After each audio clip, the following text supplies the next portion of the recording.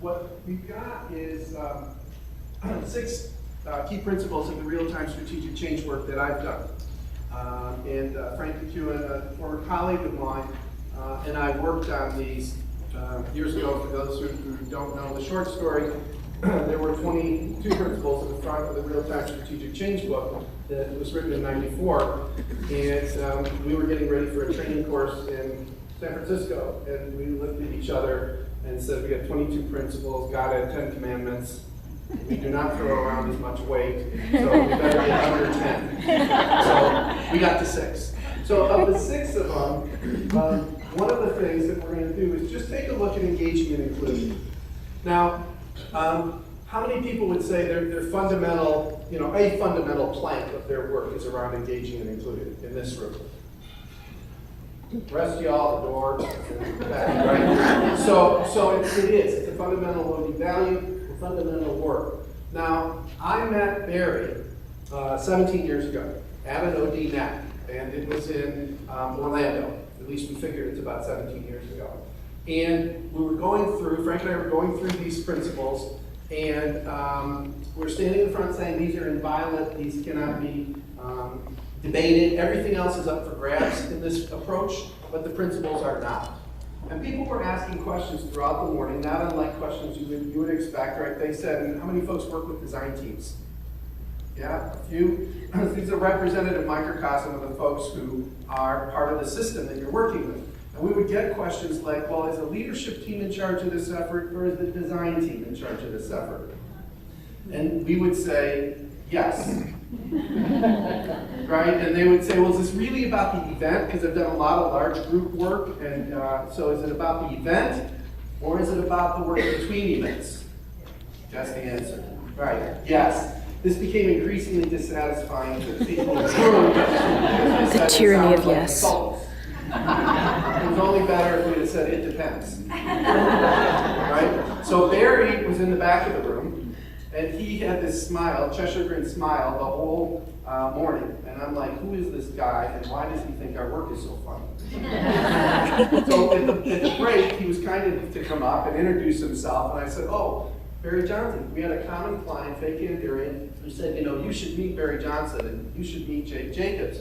So he had come to the session to laugh at our work, and I thought, well, what's this about? So when I asked him what was so funny, he said, well, all the stuff that you're talking about are polarities. You're both in it. The design team's got to have control over this process. Smart design teams work within the boundaries that their leadership team gives them and the parameters. And smart leaders listen to their design teams. So he said all these conversations where we were saying, yes, we didn't have a language for it, we didn't have a model for it, we didn't have a structure for it, but we knew intuitively that this was a good idea, right? And he actually had all the rest of it. So that started what is still an ongoing relationship, 17 years and counting, of really taking what I knew about real-time strategic change and starting to look through a polarity thinking lens. So what does that look like? This is a common story that we have in organizations, particularly the OD net, right? Which is there's a downside. For top-down decision making, people have no equivalent decisions that impact them. So I've done all this large group work to get 2,400 people working together on the launch of the Mustang. It was an enormous effort, all about getting people's voices heard. And where it was the two was people having the same decisions that affect them. I mean, very reasonable stuff, right? And a from-to notion, right? Because look at the map. There's a couple of pieces missing in this map. So then you look and you say, so what are the poles? What is it that's neutral that actually each of these serve? In providing direction, the downside of providing direction, too much of that pole leads to top-down decision making and people not getting their voice heard, right? And we all know that that's, in a lot of cases, what we walk into an organization. The upside, people having the same decisions that affect them, is the upside is the benefit of focusing well on inviting participation. Is that people, but it's not the whole story. And one of the things that I learned from Barry was starting to say, well, what is the benefit of providing direction? Right? People started to come to me and say, oh, you're the participation guy because you work with hundreds of people interactively on these floors. And I learned to say, sometimes. Sometimes not. Because Leaders provide clear direction and parameters around decisions. That's the benefit of a directive course. And participation can get to be overdone with confusion about direction and indecisiveness. And it's only through leveraging both that we start to get this greater purpose, right? What do you get out of it? Smart decisions and commitment, and the deeper fear of what you lose by getting those downsides, poor decisions and no commitment. And notice there's two pieces to it. One of them is the decisions, just the information itself and being smarter. And the other piece is commitment, because a lot of times people say, well, let's involve. I actually had a client say once, I want people to feel involved. And I was like, is it okay if they actually are? Just the feeling, because we can manipulate them and just have them feel it. So this is the argument for this is that the more directive you are and the more participative you are, the more you can achieve that smart decision and commitment. That's a both and it's a principle that started with engage and include, which hung out on the participation pole. How do you engage and include people? And invite them into a process. Now we would say the most engaging and including thing you can do is provide strong direction and strong participation. All right, so really quick, let's look at this one, decentralized initiatives. Their values to, how many folks here work in an organization that's been silo-based? As a client, as a, okay. So what we're looking at there is this downside of decentralized silos, isolation of units, excess competition. That's all over-focus on decentralization. And when you're there, that's the problem. The solution becomes the outside of centralization.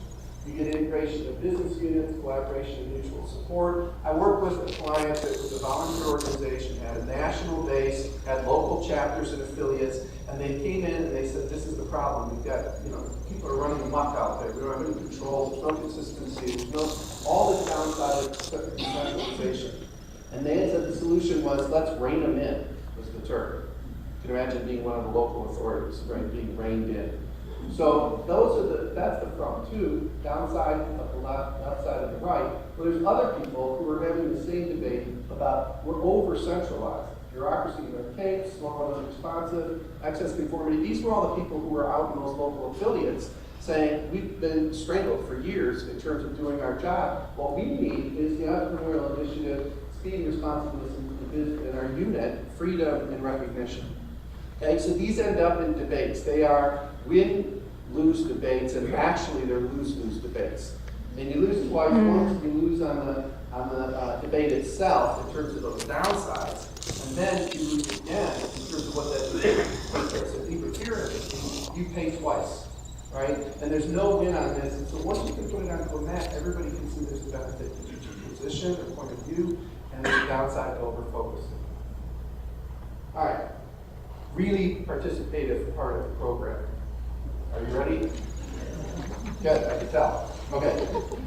So step one, you're going to turn to a buddy and have a very quick brainstorm. And brainstorm a list of over-focusing on continuity and transformation. We believe this is a central polarity in our work, is around continuity and transformation. That we're all in the business of transformation, and we all also need to be in the business of continuity. So really quick, look at that left-hand bottom corner and have a brainstorm with a buddy on focusing on continuity to the neglect of transformation. Over-focus on continuity to the neglect of transformation. Take 2 minutes and come up with a few items. Actually, they're doing both at the same time. Oh, sorry.